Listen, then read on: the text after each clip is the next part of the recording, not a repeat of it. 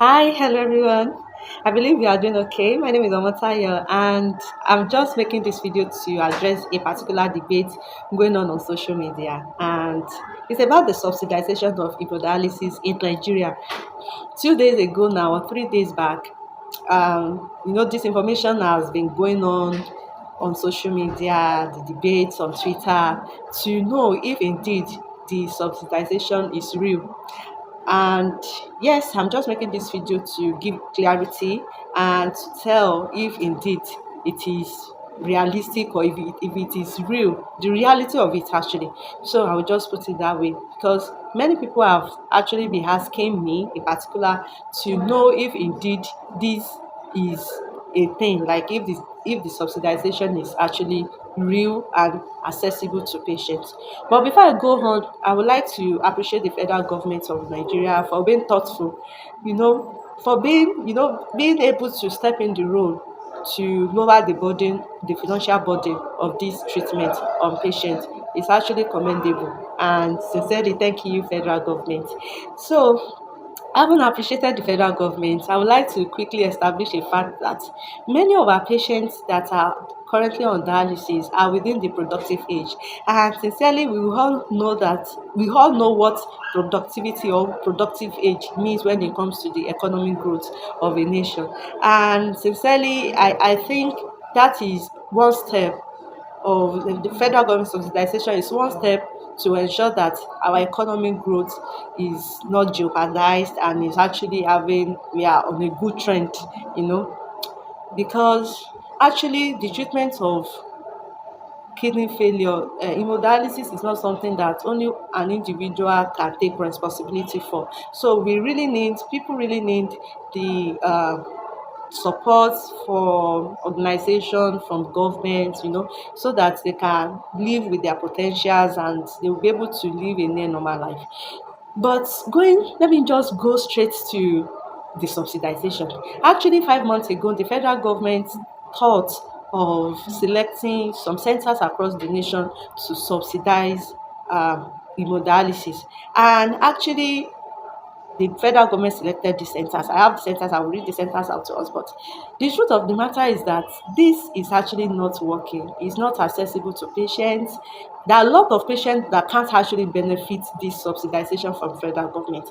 And this video is to buttress or to address if any patient comes out to solicit for funds, so that you won't be looking at them like government has made provision for this and you are not making use of the subsidization from the federal government. You are here soliciting for funds when federal government are subsidized for 80% subsidization. You are just the subsidization from government just 5,000 and you are going to where they charge you.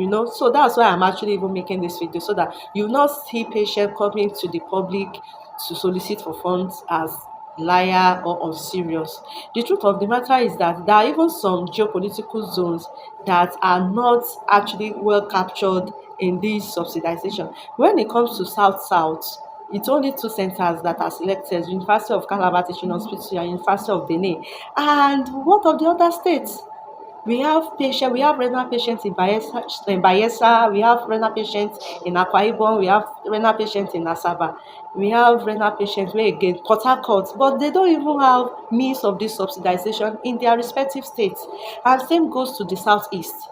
We only have FMC Owerri, that is in Imo State. So Anambra is not included, Ebonyi is not included, Enugu is not included. So that means this that and there are patients in all these states that I mentioned. When it comes to southwest, we have um we have UCH captured, we have FMC Ebute Metta, University of LUTH, and FMC Abeokuta. But what of the other areas? What of the other areas? We have patients especially in Oyo State. We have renal patients in Ogbomoso, we have renal patients in Saki, we have renal patients all over the place in Oyo State. But it's only UCH that is selected as the federal government subsidized center. So, in reality of it, you can see that this is actually not something that is accessible to patients. If I come down to Abuja now, we have just two centers selected. And the rate, I mean, Abuja is one of the highest city with patients that requires renal replacement therapy, and we only have just two centers selected in Abuja. And tell me how these numbers of patients, more than 1,000 people that requires dialysis, will fit into just two centers in Abuja. So I think federal government really have to look into this critically to see that patients are beneficiary of this subsidization. Don't let us just localize it for some people. Let it be something that all the patients will actually benefit from. Federal government can make it in a way that through their NHIS, they can give them some specific sections, you know, in a month, in a year, so that every this will go round. If currently the NHIS, our health coverage covers just 6 sections of dialysis in a year, if federal government can increase this to something like 40 sections, it's going to go a long way, for the patients, maybe when they start, paying from their own pocket.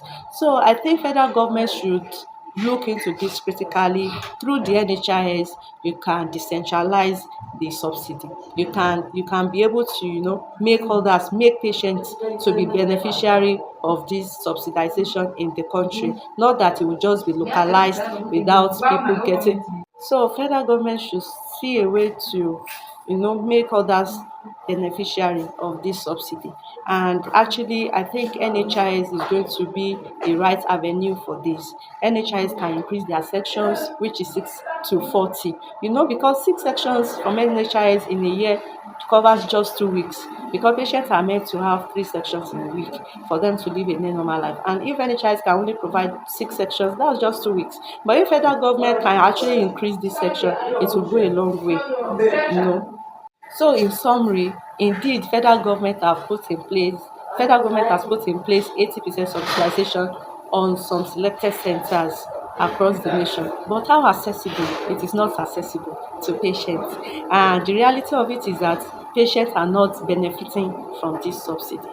Many patients, almost all the patients, are not benefiting from this subsidy. I believe the government can do better and look into it on how to make patients beneficiary of this subsidization. See you all, everyone. Bye. My name is Awataya, and take care of yourself. Have a lovely weekend. Bye.